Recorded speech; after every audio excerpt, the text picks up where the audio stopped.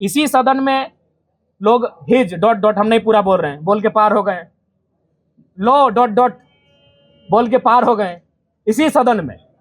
तब इनकी ना मर्यादा कही गए थे, हमें झारखंडी गीत सुनाए तो इन लोगों पर परी लग गया। भाई हमारे साथ कोई अगर ज्यादा करेगा तो हमने बख्शने वाले हैं, चाहे वो कोई मंत्री रहे चाहे वीआईपी रहे। वही हमने कहा बैठिए चुपचाप। अंधन से भरल धरती सबसे सुखी संपन्न, हाय रे हमर सोना झारखंड। आदरणीय माननीय मुख्यमंत्री का शाहरुख खान बोल के 4-5 लोग बोले, तब तो आप नहीं बोले कि आप डायरेक्ट किसी सदस्य को नहीं बोल सकते हैं।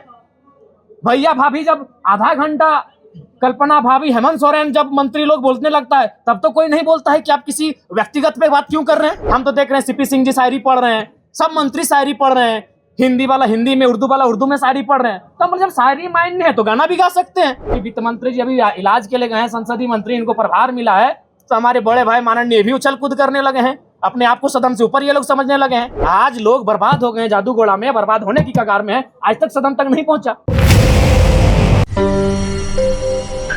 मधु मंसूर जी के गीत हम गुनगुना बोल के माध्यम से गा रहे थे कि हाय रे हमर सोना झारखंड। अच्छा, गुनगुनाने के लिए मोबाइल निकालना होगा? नहीं गा ही देते हैं, वहाँ नहीं बाबा गा ही देते हैं, यहाँ कम से कम गा देते हैं सोना झारखंड कि स्वर्ण रेखा शंख कोयल मयूराक्षी दामोदर फाल्गु नदी नहीं, साहेबगंज में गंगा बहे फाल्गु नदी बड़ा कर, अंधन से भरल धरती सबसे सुखी संपन्न, हाय रे हमर सोना झारखंड। अच्छा बताइए इस गाना में क्या आपत्ति है भाई? लेकिन ये नहीं ठीक है पांडे जी, मेरा बात सुनिए, आपका भी कहना सही है। हम पहली बार चुन के आए हैं कि हमको मालूम है कि गुनगुनाना नहीं चाहिए, हम किससे सीखेंगे? हम तो देख रहे हैं सीपी सिंह जी शायरी पढ़ रहे हैं, सब मंत्री शायरी पढ़ रहे हैं, हिंदी वाला हिंदी में, उर्दू वाला उर्दू में शायरी पढ़ रहे हैं। तो हम जब शायरी माइंड है तो गाना भी गा सकते हैं। हम नया मेंबर हैं, सीधी बात है। तो वही हमने कहा कि अध्यक्ष महोदय अगर बोल गुनगुनाना नहीं चाहिए तो संसदीय मंत्री खड़ा होकर जब उनका बारी आएगा बोल देते कि जयराम बाबू बोल गुनगुनाना नहीं है, हम अगला बार जब मेरा भाषण होगा हम बोल नहीं गुनगुनाएंगे। लेकिन ये कहाँ का तर्क है? दो का मंत्री खड़ा हो गया है, संसदीय मंत्री तो बाद में, दो मंत्री खड़ा होकर टोक रहे हैं। तो वही हमने उनको कहा कि एक तो आपको आधा घंटा समय मिलता है। अच्छा एक बात बताइए, आदरणीय माननीय मुख्यमंत्री का शाहरुख खान बोल के 4-5 लोग बोले, तब तो आप नहीं बोले कि आप डायरेक्ट किसी सदस्य को नहीं बोल सकते हैं।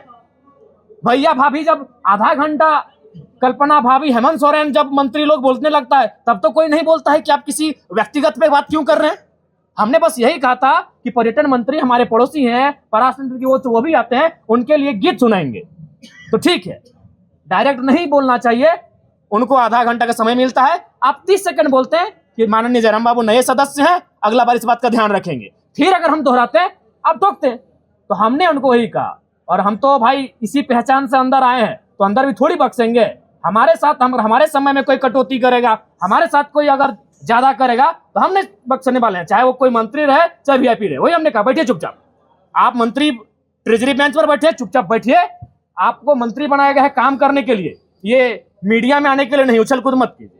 हाँ, उनका हम सम्मान करते हैं, मंत्री है, माननीय है, लेकिन उनका ये व्यवहार उचित नहीं है। आज ये ज्ञान दे रहे हैं, उस दिन आपका ज्ञान कहाँ था जब आपने इरफान अंसारी जवाब दे ही रहे थे, आपने टोक दिया। इरफान अंसारी जो शायद ध्यान आकर्षण था या अल्पसूचित था या तारांकित प्रश्न था, किसी माननीय सदस्य के प्रश्न का उत्तर दे ही रहते, आप खड़ा होकर उनको टोक दिए। उनको सवाल का उत्तर देने देते हैं, उसके बाद आप कहते हैं कि ऑब्जेक्टिव टू ऑब्जेक्टिव होना चाहिए, एक्सप्लेनेशन नहीं।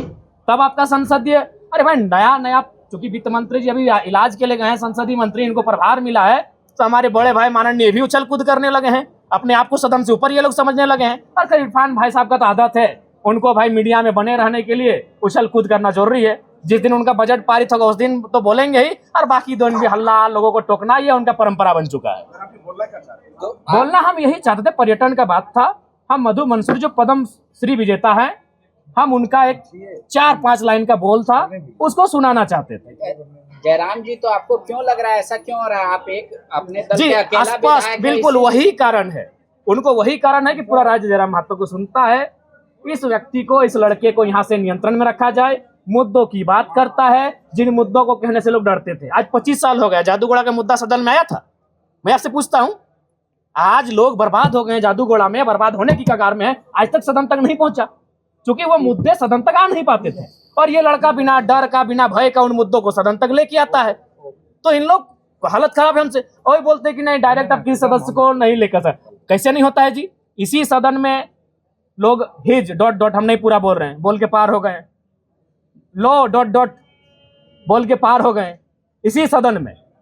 तब इनकी ना मर्यादा कही गए थे, हमें झारखंडी गीत सुनाए तो इन लोगों को परपरी लग गया भाई। जयराम जी, ये लगता है कि सुदीव्य कुमार सोनू ज्यादा जानकार हो गया, ज्यादा जानकार नहीं, काबिल बनने का कोशिश कर रहे हैं। लगता है कि उनसे बेहतर इस राज्य में कोई है ही नहीं जो संसदीय प्रणालियों को जानता है, जो संसदीय व्यवस्थाओं को जानता है। चूंकि पर्यटन का बजट था तो इस गीत का संबंध पर्वत पहाड़ से है, नदी नाला से है, और पर्यटन का संबंध नदी नाला पर्वत पहाड़ से है। और हम किससे सीखेंगे? मेरा सवाल, हम किससे सीखेंगे? हम जब सदन में पहली बार आए तो हमने देखा सभी मंत्रियों ने शायरी पढ़ा, सभी मंत्रियों ने कविताओं को पढ़ा, तो हमने भी प्रयास किया। नहीं, हम इस गीत के माध्यम से झारखंड के पर्यटन को बढ़ावा देने पर चर्चा कर रहे थे। इस गीत के माध्यम से झारखंड के पर्यटन पर हम अपना राय दे रहे थे कि आप अगर पर्यटन पे फोकस करें, पर्यटन पे अगर डेवलपमेंट की बात करें, तो कृषि के बाद, उद्योग के बाद और सरकारी नौकरियों के बाद युवाओं को हम पर्यटन की दिशा में लगा सकते हैं, क्योंकि झारखंड में सबसे सुंदर पर्यटन का माहौल और विकल्प हम लोग तराश सकते हैं। मामला आप अभी हमें दिए हैं, हमारे पास जो मामले हैं पेंडिंग है 2 महीना 3 महीने से जो देके भेजे हैं, निस्संदेह हम विस्थापन के लिए हमने ध्यान आकर्षण डाल दिया है। अगर हमें बहस का मौका मिला, निस्संदेह। धन्यवाद। आपको लोग बोलता है कि अब सदन में भी जो है जयराम महतो से डरने लगा, इसीलिए मंत्री जो इन्हीं को टोका टोकी करते हैं, दूसरे को उनको अगली बार जब मेरा बात आएगा तो इस बार हम बजट पे बात नहीं करेंगे, अपने विषय पे बात नहीं करेंगे, उनको ही हम अपना जो 2 मिनट का समय है पूरे मंत्रियों पर और जो खड़े हो रहे हैं डायस पे, उन पे ही हम अपना बात करेंगे। धन्यवाद।